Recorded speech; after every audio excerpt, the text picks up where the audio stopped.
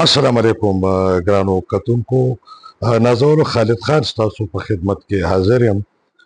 تاسو هم سوچ کوئ چې څنګه دا مرغۍ او دا پیشو او دا چیلې چې دی نو زیات بچي روړي په کال کې، نو دغه شانتې خالد خان هم چې دی نو روزانه په څه نوي پلیټ فارم او په نوي شکل کې مخې ته راځي. د هغې یو وجه ده که چېرته د دې قوم او د انسانیت او د دې خاورې دوستان شته او ډیر دي، نو هغلته د دشمنانو هم کوي نشته. کله هم چې زه یو پلیټ فارم لانچ کړم او هغه خور شي او اواز ولس ته ورسي، نو بعض نالیدلې طاقتونه راشي او د هغې په مری غلي شي او هغه ختم کړي. خو زه همت نه بایلمه، زه بیا لګیا یم د نوي سر نه شروعات وکړمه. د اردو یو شعر دی چې هم روح سفر ہے ہمیں ناموں سے نہ پہچان، हम रूह सफर हैं हमें नामों से न पहचान، कल और किसी नाम से आ जाएंगे हम लोग. ماشوم زموږ سکول کې یو کتاب او هغه سبق او هغه دا و چې هغه یو میږي چې دی نو اوبو ته پرېوتې وه او هغلته یو د ونې پاڼه وه، په هغې سور شوی، هغه جدوجهد کو او د هغه بلا میږي له خو یو قطره اوبه هم سمندري او دا خو ډېرې اوبه وې، خو هغه د یو ډېر محنت نه پس چې دی نو د هغه پاڼه باندې سور هغه غاړې ته روځي او هغه خپل ژوند چې دی نو بچ کړي. نو ما دا خبره ځان سره تړلې وه او جهد مسلسل جدوجهد. د دغې جدوجهد په نتیجه کې یو نوې سوچ سره راغلمه او د ډیجیټل میډیا دور دی، نو د ډیجیټل میډیا پلیټ فارمز چې دي نو هغه مې ستاسو دپاره رغ کړل، ساز مې کړل. د هغې نوم دی زبان خلق.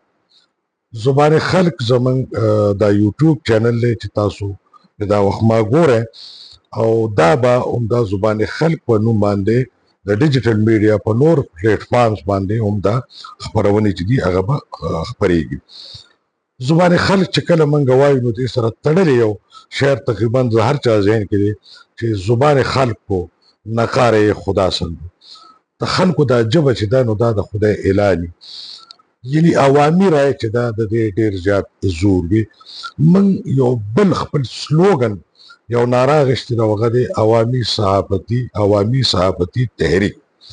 عوامي صحافتي تحریک باندې به په بله موضوع چې موږ کله بل پروګرام ته راځو به خبره به کوو، خو سرېدست زبان خلق موږ لانچ کړه. زبان خلق پاکستان کې څومره ژبې ویلې کېږي نو په دې ژبو کې به په دې خپرونې کېږي. د پاکستان هر اوسېدونکی که هغه هلک دی او که جینۍ ده، که ښکلی دی او که بدرنګ دی، که ځوان دی او که بوډا دی، هغه زموږ رپورټر دی، هغه زموږ همکار دی، هغه به موږ سره تماس نیسي، هغه به موږ په جرنلزم پوهیو، هغه سره هېڅ شي ضرورت نشته، د یو موبایل فون ضرورت دی، نور ټول خبره به موږ سنبالو او هغه ته به د خپل محنت معاوضه ملاویږي. موږ صحافت چې دی نو بوزو نیغ ولس ته د خواص نه عوامو ته بوزو، ځکه چې د عوامو ژوند تباه او برباد دی، خو د هغې دپاره اواز نه اوچتېږي. صحافت چې د ریاست څلورمه ستن ګڼلې کېده، نن د نورو ستنو شانتې د صحافت دغه ستنه چې ده هغه هم وینو خوړلې ده، او نن صحافت چې دی هغه د مالدارو خلکو وینځه ده، د مالدارو خلکو غلام دی، د خاص خلکو په خدمت کې دی، د عامو خلکو خبره نه کېږي او د عامو خلکو خبره به هم عام خلک وي. او راغلي وو چې تاسو عام خلک روچت کړو، 25 کروړه په 25 کروړه باندې صحافیان کړو، د خبرې چل ورته وښایو، د اواز اوچتولو همت ورکړو او د دغې خورولو د دغې اواز د خورولو لپاره ورته بیا انتظام وکړو.